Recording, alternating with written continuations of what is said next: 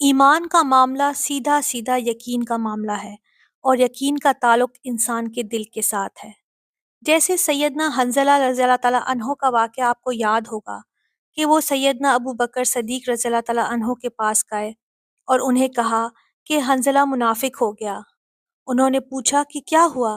انہوں نے کہا کہ جب میں اللہ کے رسول صلی اللہ علیہ وآلہ وسلم کی مجلس میں ہوتا ہوں تو میری کیفیت فرق ہوتی ہے، لیکن جب میں گھر جاتا ہوں اپنے بیوی بچوں کے درمیان، اپنے کاروبار میں، میری کیفیت فرق ہو جاتی ہے۔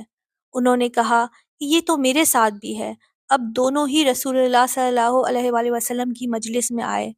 آپ صلی اللہ علیہ وآلہ وسلم نے آنے کا مقصد پوچھا تو سیدنا حنظلہ رضی اللہ تعالیٰ عنہ نے یہی بات کہی کہ حنظلہ منافق ہو گیا۔ انہیں اپنی ذات میں نفاق محسوس ہوا، کیونکہ انہوں نے محسوس کیا کہ رسول اللہ صلی اللہ علیہ وآلہ وسلم کی مجلس میں جو ایمانی کیفیت ہوتی ہے وہ عمل کی دنیا میں جاتے ہوئے نہیں رہتی۔ آپ صلی اللہ علیہ وآلہ وسلم نے فرمایا، اے حنظلہ، ایک گھڑی کی بات ہے، یعنی ایک گھڑی اللہ تعالیٰ کی یاد کی ہوتی ہے اور دوسری گھڑی غفلت کی ہوتی ہے۔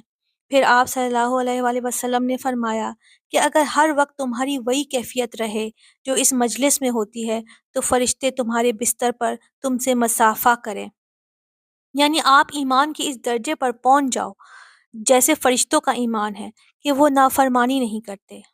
اس دنیا میں انسان کو اپنے اندر مشغول کر لینے کی بہت صلاحیت ہے۔